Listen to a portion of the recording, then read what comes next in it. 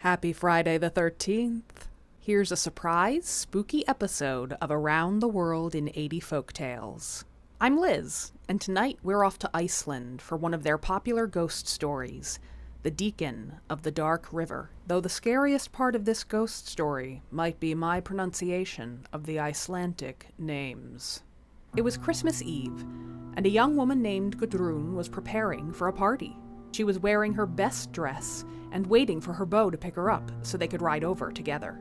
He was a deacon who lived across the river Mirka, and he had visited a week before to make plans with her to attend the party together.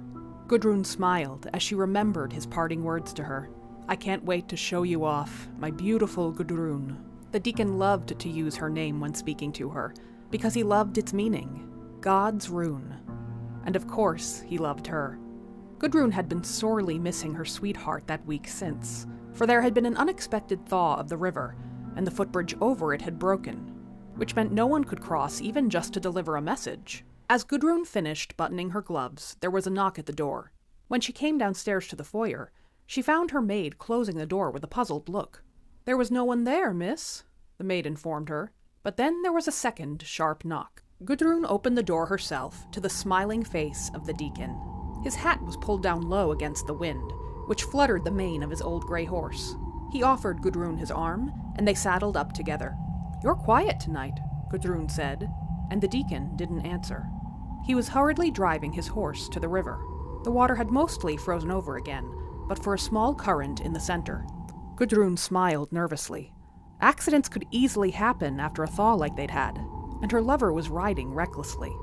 He drove the horse across the river, sending the animal leaping over the current in the middle. Suddenly, a gust of wind threw the hat right off the deacon's head, and the moonlight flashed upon him. And it was then that Gudrun saw. In the moonlight, her lover's head shone pure white, the white of a skull. The girl cried out in fear, and the deacon spoke up for the first time. "The moon lights the sky, and death rides by. But pay no mind, my love, to the tricks your eyes see, when they look upon me. 'Tis merely a ruse, my love. Gudrun's entire body shuddered, and if she weren't atop a galloping horse, she would have recoiled away in fear. The repeated words of the deacon, and his refusal to use her name betrayed him. For you see, spirits of the dead could not utter the name of God, and they often echoed the last words of their sentences. Gudrun was embracing a dead man. The deacon slowed, then stopped at the churchyard and dismounted. He spoke again as he helped the trembling Gudrun off of his exhausted horse. "Wait for me here, and don't shed one tear, while I tie up my horse, my love. Then no more we'll roam from the place I call home, deep in the ground, my love. The deacon began to walk away, and as Gudrun's eyes followed him, she gasped. An open grave lay nearby. She couldn't smother her cry as she turned to run away. A quick tug on her sleeve nearly stopped her, but Gudrun tore her arm away, and the sleeve ripped free. She ran up the church tower and rang the bell frantically. As lights began to flicker on in the surrounding farms, Gudrun watched as the deacon approached the grave and leapt in.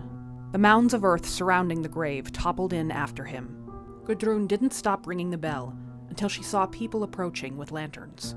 She rushed down and told her story. The residents bundled her in blankets and brought her to stay in the nearest guest room. "You poor thing," a farmhand said to her as he handed her a hot drink. "No one was able to deliver the message.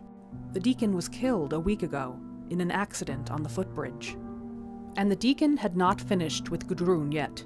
For an entire fortnight he hounded the girl, and the family who housed her. She was safe only in the company of others, and the family read her psalms to keep her protected. The horror finally ended when a man of magic was brought in for an exorcism. When the deacon arrived, the sorcerer seized him. He wrangled the ghost to its grave, able to keep a hold of him with the spells he cast with fervent words. As the sorcerer wrestled the ghost back into the ground, the farmhands heaved a heavy great stone over the grave, and at last the deacon and his love could finally rest easy. That's my Icelandic tale for today, and here is the source. Let me know in the comments what country you'd like to see me visit for a future folktale. Happy Friday the 13th!